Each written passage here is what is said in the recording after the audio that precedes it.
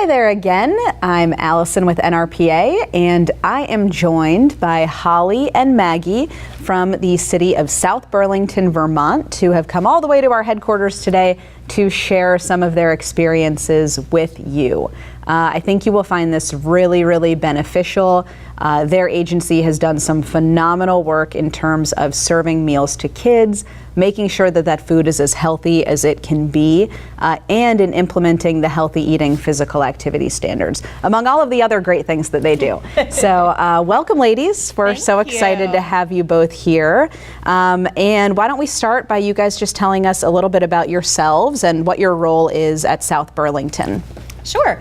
My name's Holly Baker. I'm the Assistant Director at the Recreation Department, and I've been there, well, really off and on my entire life. First as a camper, and then started as a counselor, and kind of grew from there. So I've been in my current full-time position for 3 years, and delighted to work with Maggie and serve our community. Excellent. I'm Maggie Lugers, and actually I've been in the field for a really, really long time.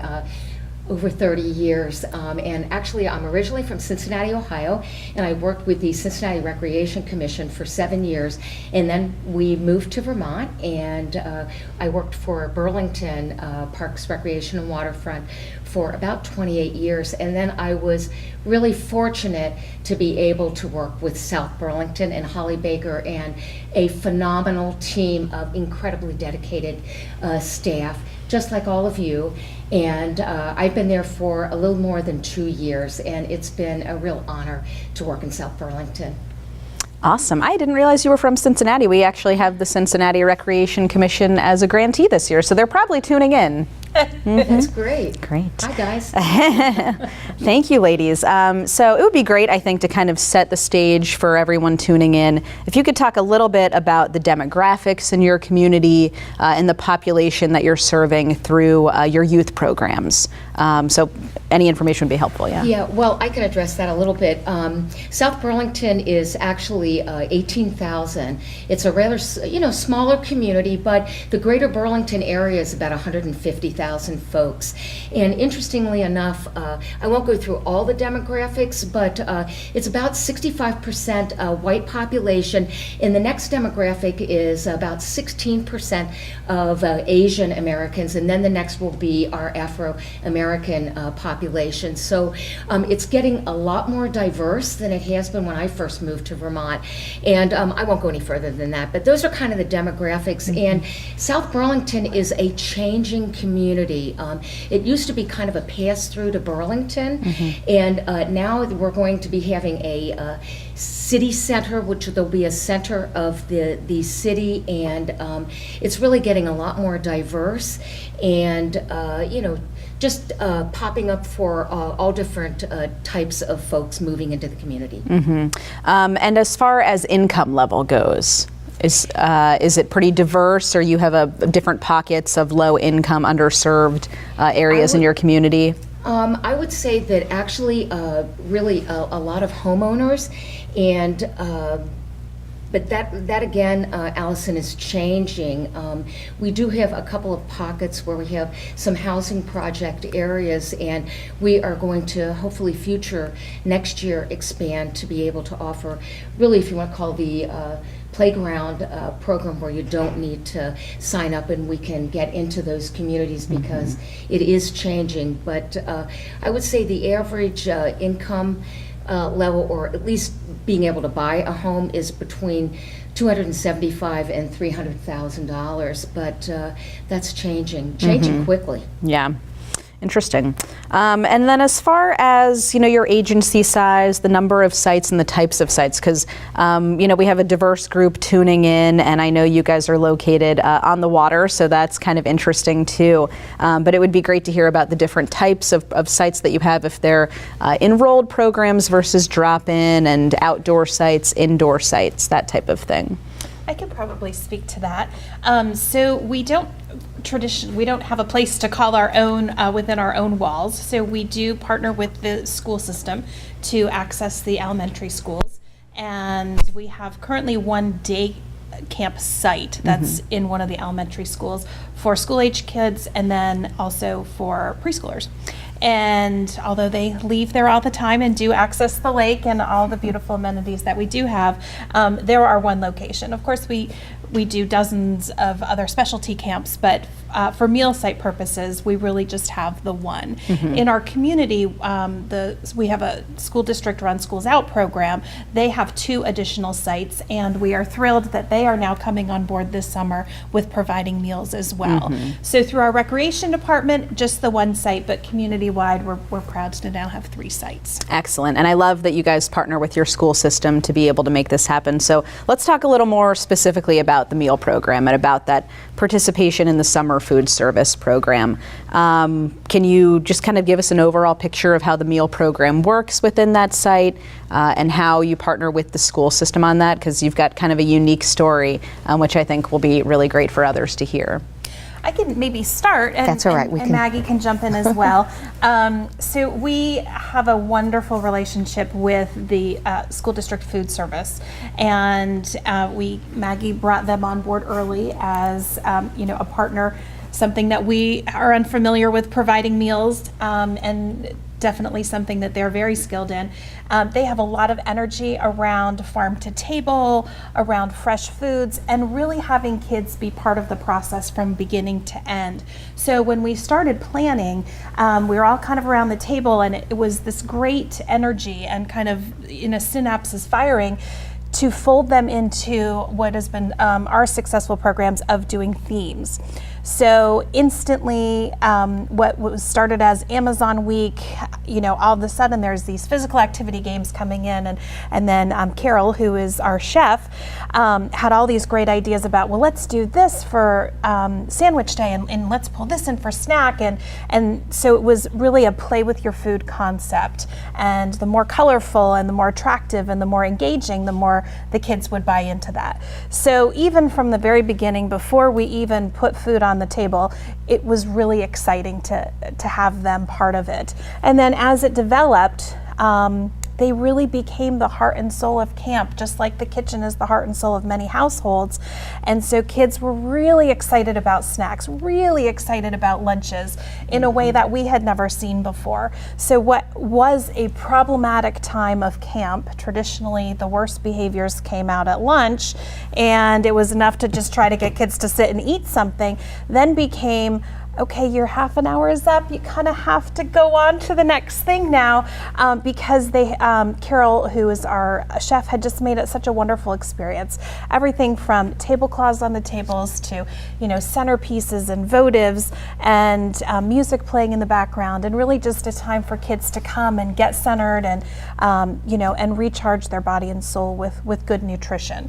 And then came the actual food, which was beautiful and colorful and fresh and tasty and really responsive to what the kids were looking for. So it became, baked zucchini fries that, were a hit. And what once was, it's 95 degrees out and hot, let's give the kids popsicles. Then it was, who's going to get on the blender bike to make the smoothies today? So, just a really wonderful relationship with our school district was really essential, I think, for getting this off the ground. Yeah, and I think certainly with the food service as being one of several partners, they were so passionate. They're so passionate about it and wanting to serve really good food and serve food to everyone. So, in our program, everyone, gets the meal. It's incorporated into the fee so that we're not excluding anyone. And I think that's really important that,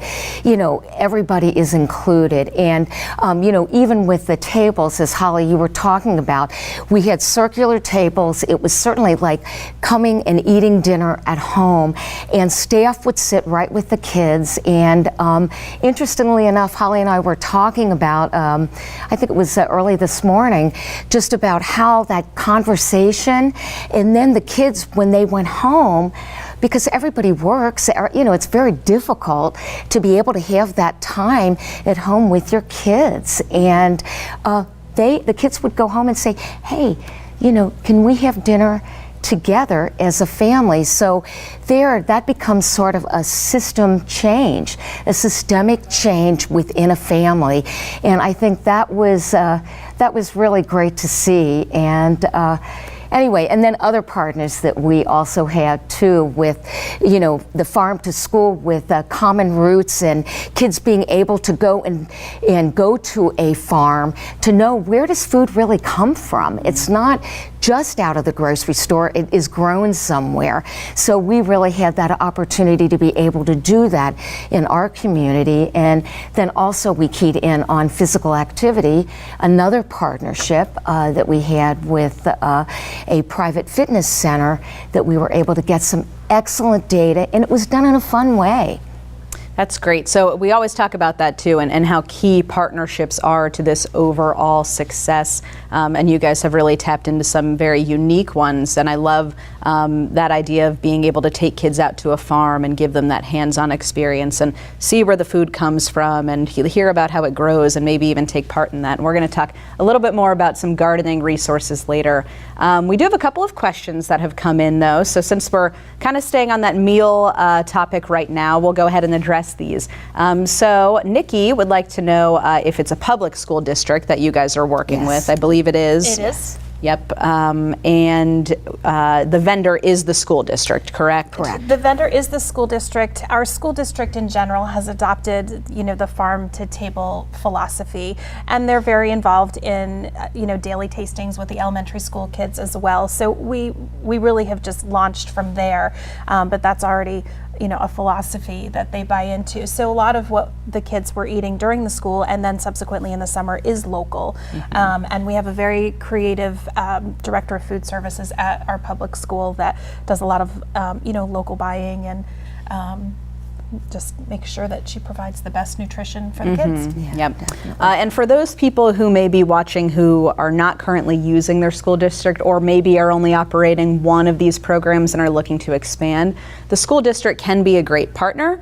And in fact, there is a new kind of partnership and collaboration going on right now that Share Our Strength is working on with the School Nutrition Association in making schools the center of communities as nutrition hubs. So they're really trying to push that forward. So we always tell our grantees and people who are looking to implement these programs, if you might not have the tools and the resources to be the actual sponsor, go to your school system and see if you can work out a partnership with them. That work is definitely starting to expand. They want to be serving meals all throughout the school year, and we want to make sure that Parks and Recreation can be part of that when possible.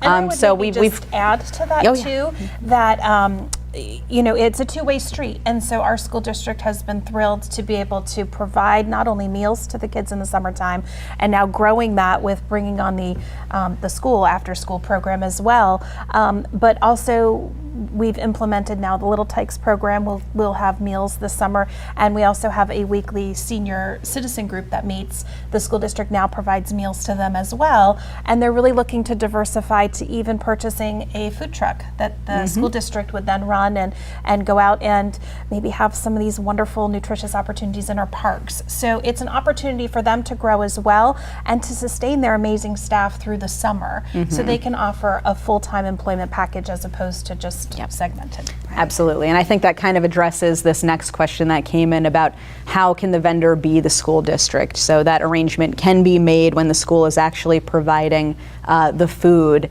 and it's kind of a win-win. Like Holly just said, it can be a full-time employment opportunities for their cafeteria workers and their food preparation staff. Allison, also, they know the kids. So that is really important. So there's another connection there, with it being a school district. I can say when I worked in Burlington for a period of time, we actually used the hospital for a while. So that is possibly another option of being able to make those connections there. If you're not close to a school district, or maybe they're not quite there, that might be a possibility also. Great. Awesome. So let's move on a little bit to another component of this, because one of the priorities and one of the main goals of what we do through Commit to Health is to try to reach more kids and try to increase access to these foods. So some people who are tuning in actually have grant funding to be able to do that. Others do not. but I'm curious if you guys can talk a little bit about how you've utilized different funding sources in the past and what you've put funding towards in order to reach more kids. Has it been large equipment purchases like refrigeration or tables and chairs so you can, sit more kids at meals, or tablecloths to make that setting? So if you guys can talk about that. Coolers too. Coolers are always, if you're in a site that maybe you're not within a school, having those coolers where you can have ice and, so that you can, be able to serve the food and make sure that it's at the right temperature. But certainly purchasing coolers if you're off-site and you're doing field trips or at a playground where you don't have access, I would highly recommend certainly getting coolers. Refrigeration, tablecloths. Go ahead. What else we? Well, in terms of supplies, I think those are the biggies. I think marketing is such a huge piece. So for us, there's the pre-marketing, and then there's getting the word out to families before camp started was really essential. Letting them know that this was going to be great. You would no longer have to be packing lunches. You could just drop your kid and they would be taken care of for the day. Healthy, nutritious snacks and meals was a huge benefit. So the initial marketing of that was essential. A lot of legwork ahead of time, as we're already prepped for this summer as well, to have those menus available so that people could look ahead and really be assured that they were getting something that was tasty and delicious and fun as well. So that was one piece of marketing. And then the other piece was we had these great t-shirts for our kids that had everybody's sponsorship logos on the back, and they wore them on every field trip. And we still get people saying, hey, those were great. Like, tell us about your camp. So that kind of continues. So I think the kids are the real marketing agents on their own, and they were able to tell their friends, hey, guess what I had to eat today? It was awesome. And then we'd get the friends come in as well. So some of it's people power, I think pre-planning as much as possible and getting the word out, and also utilizing those free resources too of local newspapers, extension services, those kind of things that, just any mode of getting the word out of all the good work that's being done. Absolutely. I would also add, if there are departments that have department brochures, being able to get it out there for not just the kids that are in the programs, but you may end up getting some new sponsorships from that, where you make connect those dots, and I think that was another big one. And also using Twitter, Facebook, Instagram, just keeping up with all of that. And I think certainly that was really helpful. So keeping that in the forefront, so that parents, they like to watch their kids, see how things are going for the week. So those were other means of getting communication out also. Excellent. I think we have a couple of questions that have come in, so we'll go ahead and address those now. And you guys make sure to ask questions. These ladies have been through what you're about to go through, so take advantage of this opportunity. We had a question that came in about that food truck you mentioned, and I think you said that that's something that you guys are looking towards in the future in a partnership. Yep, it's actually something that the school district is looking forward to in the future. We certainly didn't utilize any grant money to purchase a food truck.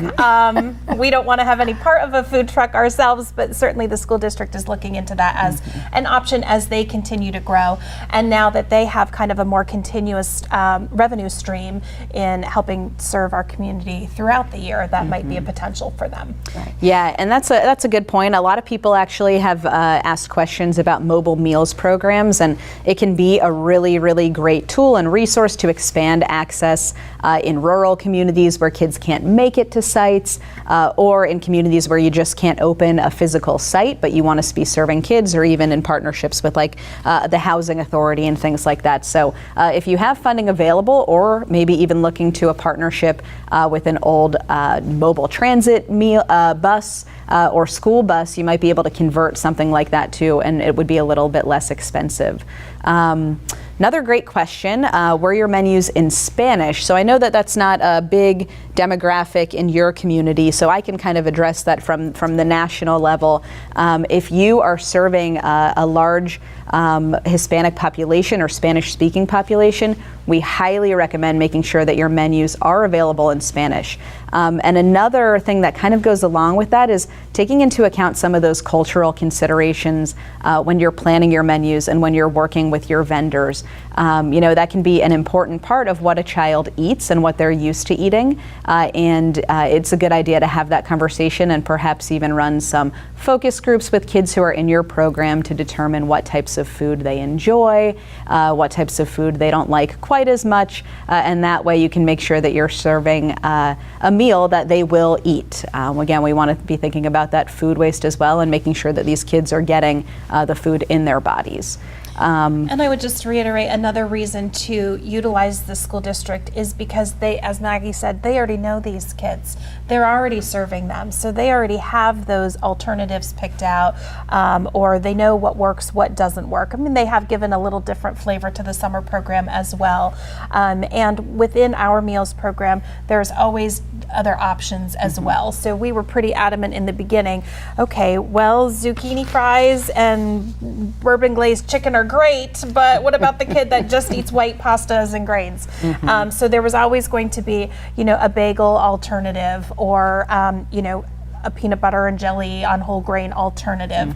And that really only lasted for maybe the first 3 or 4 days of camp. And then that kind of went out the window, and everybody was participating in the meals program. I think we ended up with maybe about 7% of kids that brought a meal from home. Okay. And everybody else was full board, including staff, which for us was a really key buy-in.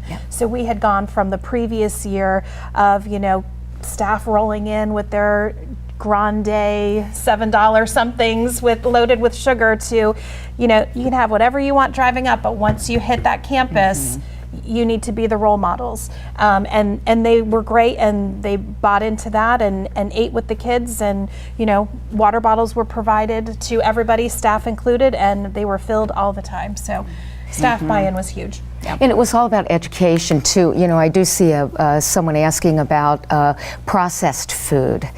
Which is really about education, and if you can work with your school districts to be able to help change that system, I think that would be really helpful, to be able to eventually have that go more towards, fresh food, because fresh and what is, in season is really going to be the best nutrition that you can give for any of us. What you put in your body is really important.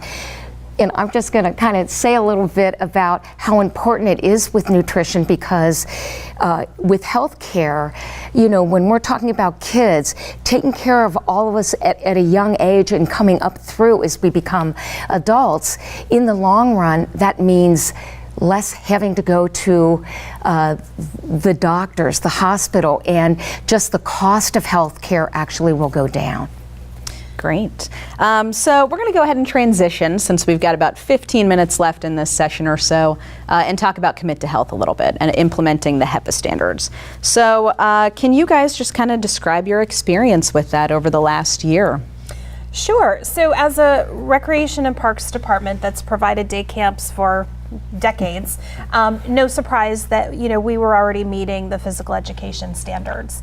I think what was important to us is that became very intentional, and intentional with our staff, but also intentional with the kids. So what was a dodgeball game, let's say, became more about learning what a vigorous activity was versus a moderate activity, and that there were some kids that there was always a choice, would always choose the art room. Well, then they were kind of forced into a little bit of, you can do the art room, but we got to try this first.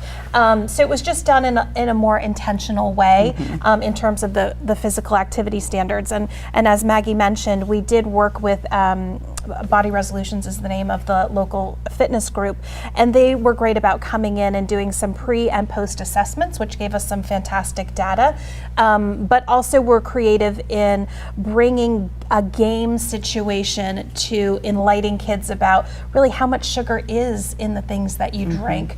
They have this great game, I don't know if it's patented or not, called Blubber Burger, where kids kind of learn about the fat content of meats as well. But the kids really got into that, and just became an intentional learning, as opposed to everyone's hot and sweaty and running around all day, to some static stretching and kind of the cycle of physical activity and taking care of your body, and hydrating your body, which traditionally we hadn't been great at. So really having water at every possible location was key as well. Yep, so important. Yeah, for sure. Awesome. It's funny that we're talking about that Blubber Burger. What's really, kids like to be silly. And so, the kids, they'd be putting Crisco on top of a bun, and the kids would be going, yeah, and I mean, but again, that was intentional. And it's also about, I think, the theme weeks too. Everything, the theme weeks matched the food, matched the physical activity, matched the nutritional activities that were also done by Body Resolution, also, which is a local fitness center. And getting that data was really important because it was done by professionals that really had the expertise. Great. Got a couple questions that have come in, so quickly I can address one from Linda. Yes, tables and chairs can be purchased. That is absolutely an allowable expense with your grant funds. We also have a question about kind of average class size for you guys, because you've done a lot, you've made a lot of progress, Sure. and I think that we have some larger sites too that might be a little concerned about bigger numbers and how they're able to engage all kids. So our site averaged about 80 campers a day, and we broke that into 3 different groupings, or we call villages.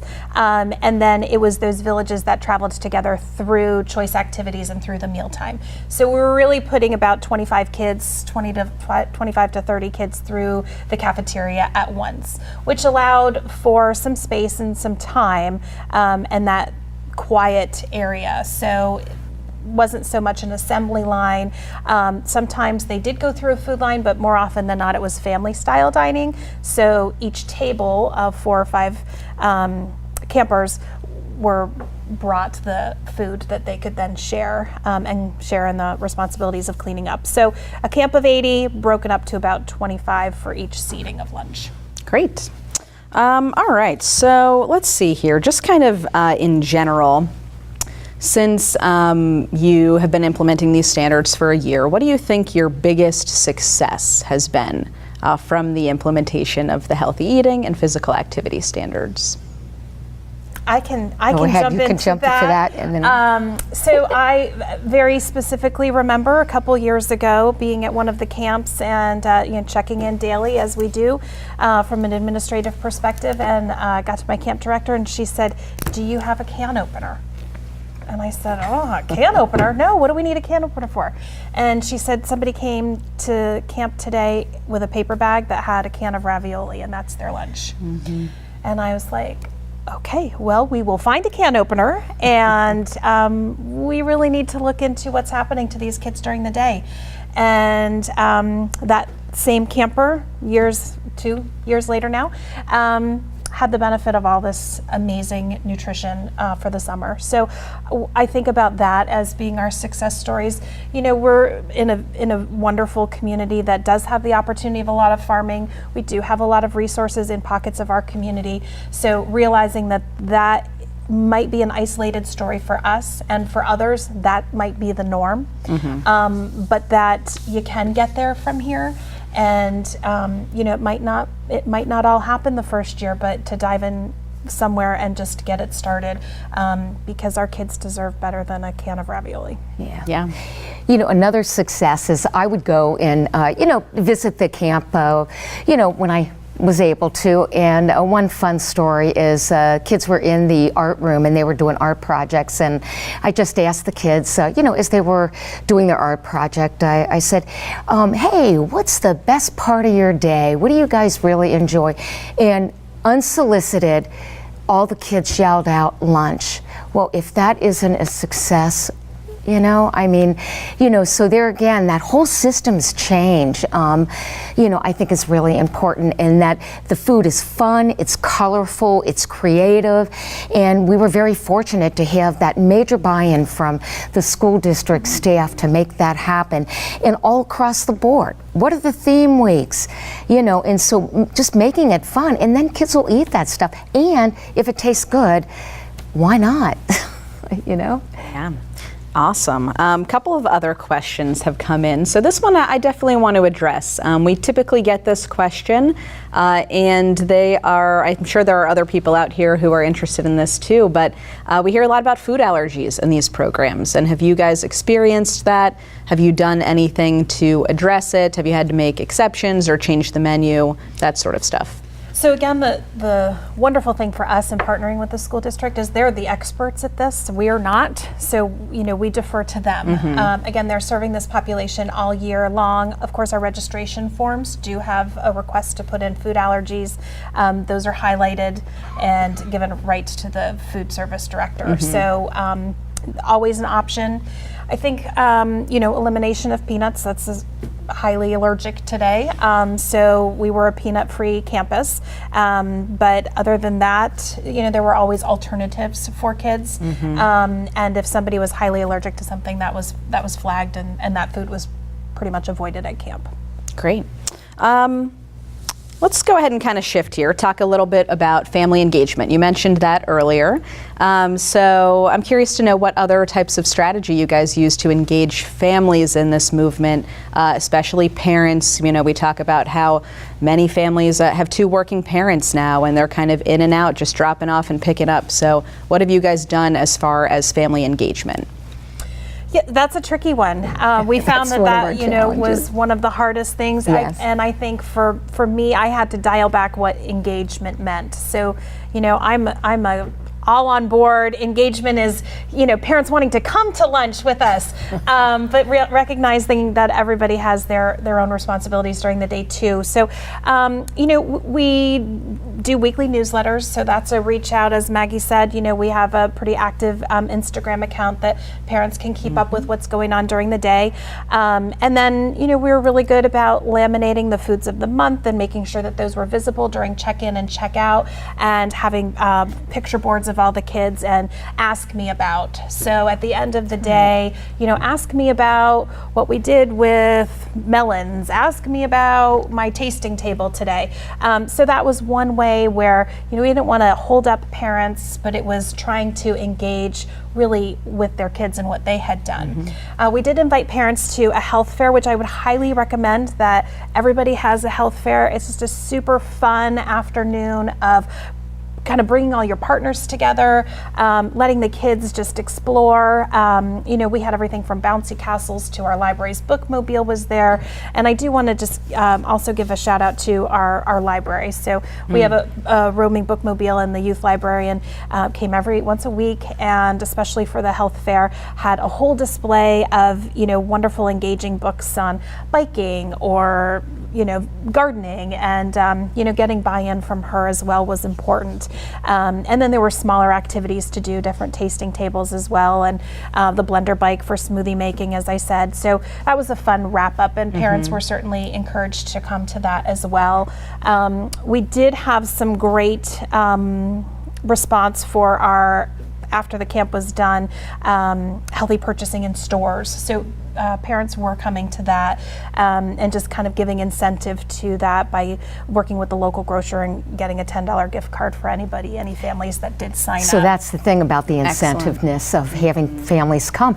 And actually the families really had never really read labels before, so I think that was really, you know, enlightening, and then I think having those incentives were really, really helpful.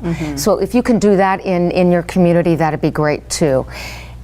You know, and even if you have maybe 4 families that come, parents, that's successful.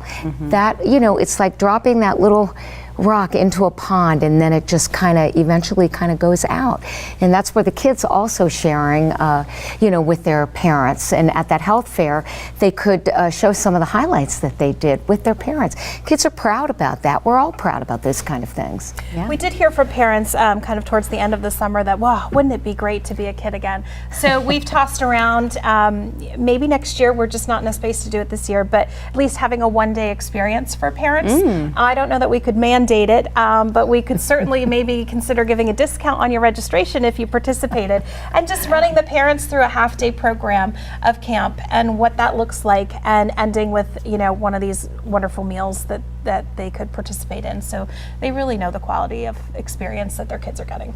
Yeah, I love that idea. That's great. All right, so we've got a couple other questions coming in, and we're running out of time, so let's go ahead and address some of these. Another kind of more grant-specific question. Yes, the grant funding can be used to pay for staffing. We do, though, want you to think about sustainable purchases with this grant funding, and staffing might not always be the most sustainable. So thinking about things that can overlap across multiple programs, thinking about things that are going to last you for a number of years. That's a good idea to always kind of keep that in the back of your mind. We did access part of the grant for staff training to have the school district come in and kind of talk about their philosophy of nutrition and help get that buy-in from staff. So that was one way.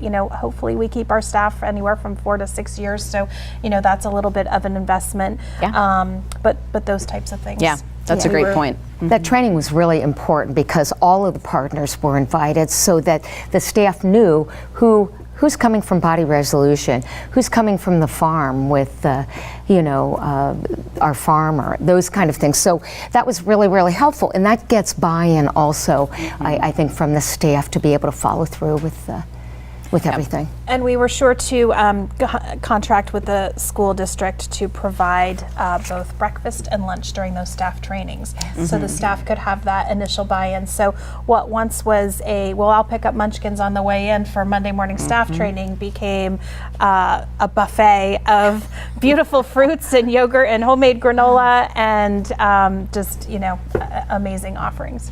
Yeah, well, I think Ava and Stephanie are going to talk about that a little bit, but it's about changing the environment as a whole, and thinking about things like staff meetings and staff role modeling, and you guys have done a great job of that. Hopefully we'll be able to offer breakfast too in the future. Great. We've been talking about doing that also in the future, especially when you've got, parents are so busy, or to be able to offer breakfast, I think would be really helpful. I remember one little girl I was talking to, and she ended up, I think, bringing like a half a bagel, not even a quarter of a bagel in for breakfast. So she really didn't have, if you're going through a whole day and you don't have a good breakfast, how are you going to be able to sustain for the rest of the day? So hopefully in the future, near future, we'll be able to offer breakfast also in our programs. Great.